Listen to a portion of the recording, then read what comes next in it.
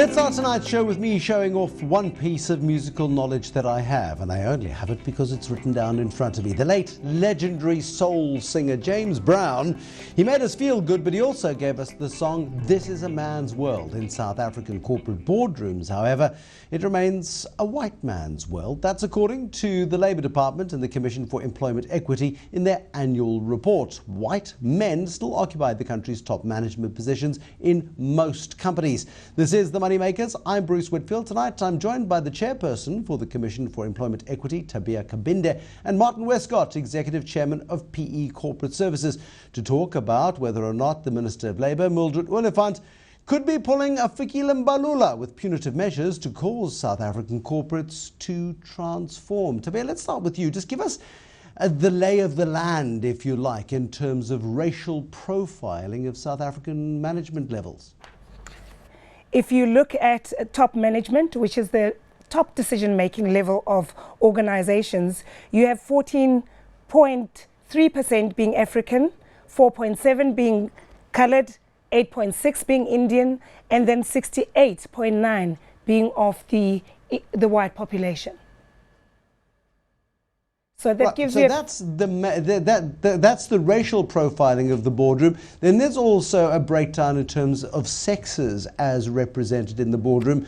Unlike perhaps the JSE Limited, which has got Nonkululeko Nyembezi Haiter as the chairperson and Nikki Newton-King as the chief executive, and Barclays Africa, where they've got Wendy Lucas-Bull as the chair and Maria Ramos as the chief executive.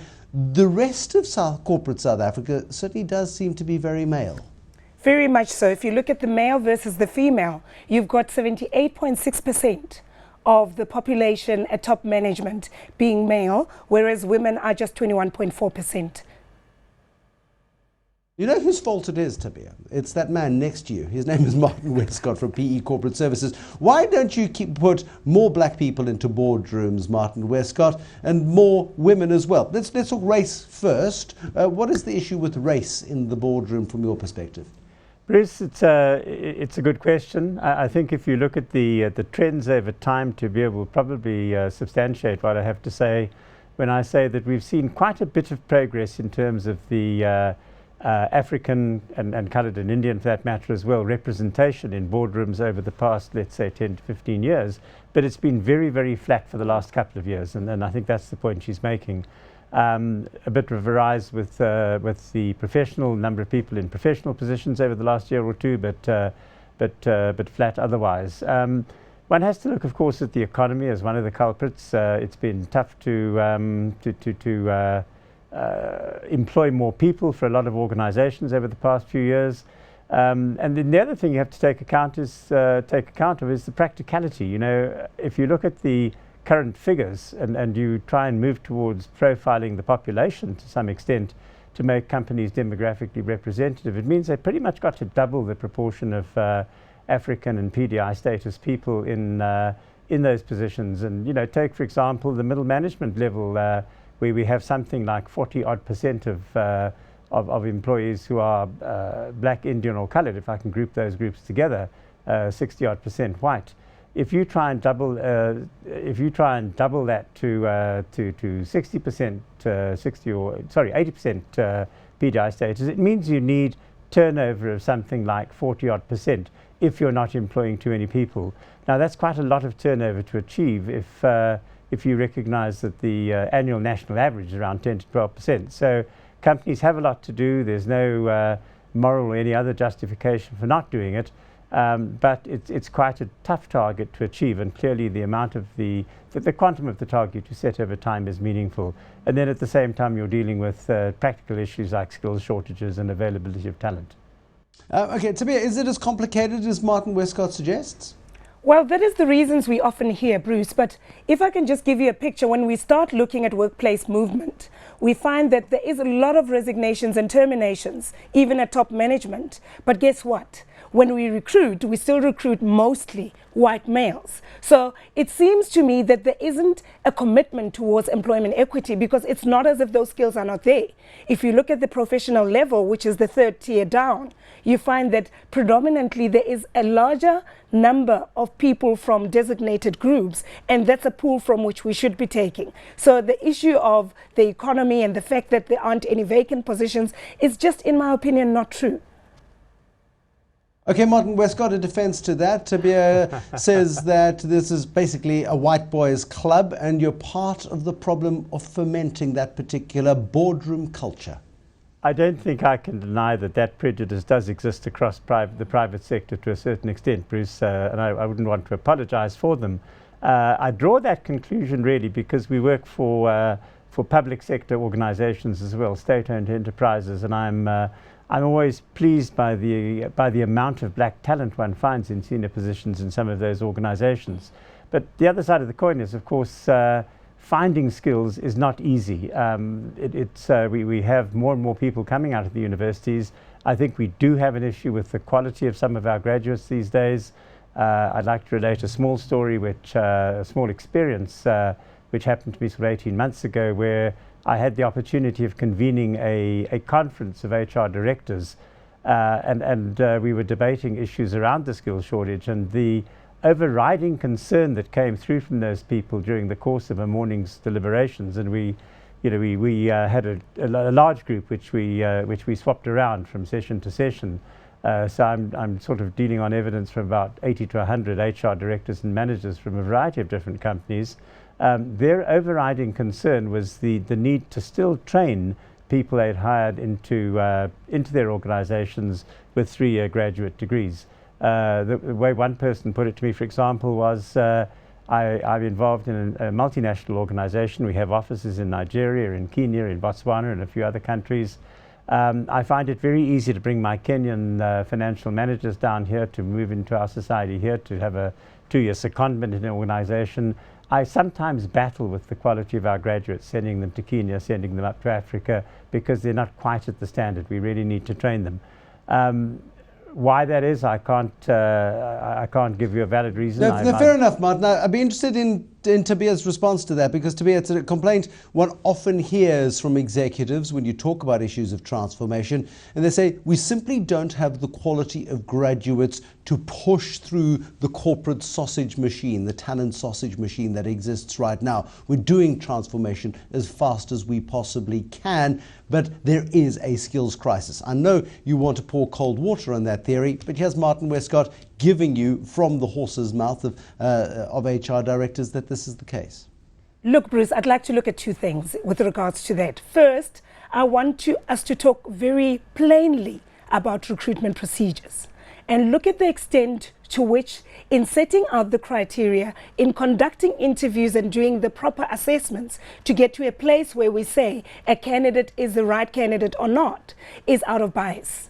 Now, my assumption is, to a large extent, you find a lot of bias in the recruitment process per se. I'll give you an example. I come from St. Mary's School for Girls in Waverley. So the minute I meet a candidate that I'm going to interview that says to me they come from St. Mary's School for Girls, immediately my lights come on. So because I know that to a large extent we share a lot of things in common, we share the same values from the school that we came from. And so my thinking is that a lot of those unconscious biases permeate the recruitment process. And then we start talking quality.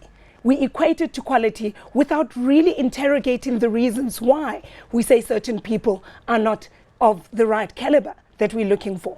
One cannot argue that the quality of our education can be improved, but I want to believe that to a large extent those people are there if you look at the professional level.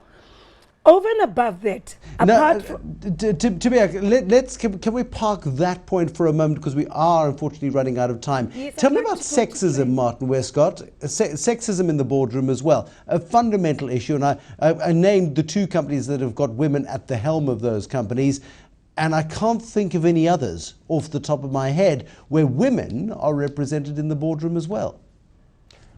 Good point, Bruce, and I personally think the proportion of female executives, female professionals, female middle managers, senior middle managers, has increased quite radically if you look back over the last 20 years. I remember my wife often says to me, when I graduated, you could either be a teacher or a secretary. That was it, you know. Today we have, if you look at the professional practices, for example, the auditors, the lawyers, the other professional organizations, you have a very high proportion of female partners in legal firms, in audit practices and that sort of thing, doing remarkable work. And I think it's improved. I accept the point that it hasn't improved enough. I often wonder what the ratio should be. People talk about 50-50 because the population is roughly split 50-50 between male and female. There are practical issues. Obviously, some ladies at certain stages in their career need to want to have children and so on. But I think we've done quite a bit to improve those ratios, and we're doing that all along. But there is much work to be done. I accept that.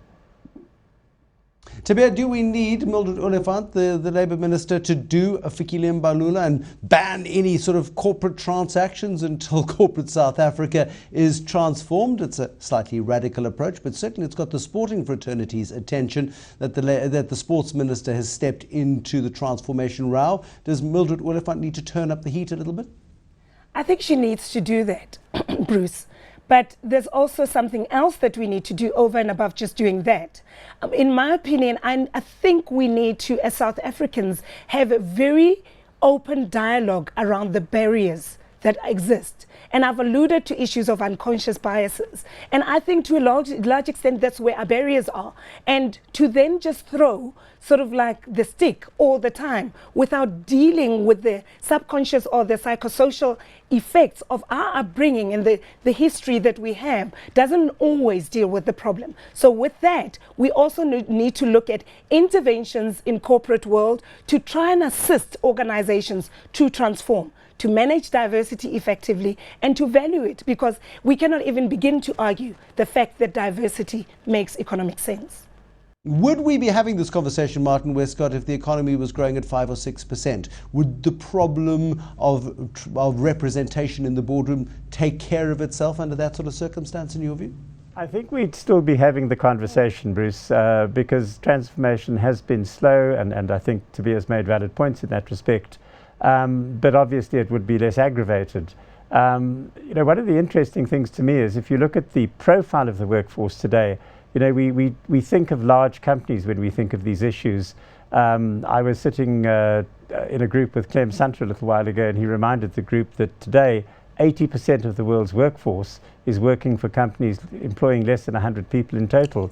So it's a major problem. When you get into the smaller businesses, people in positions are more critical.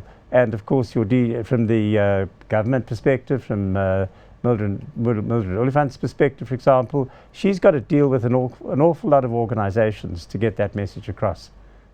My thanks to you, Martin Westcott, and also to Tabea Kabinde. Tabea Kabinde is the chairperson of the Commission for Employment Equity, and Martin Westcott is executive chairman of PE Corporate Services, a headhunter in old-fashioned language. There'll be more Moneymakers and big issues facing the world of money and business next time. For now, though, thank you so much for watching. Good night.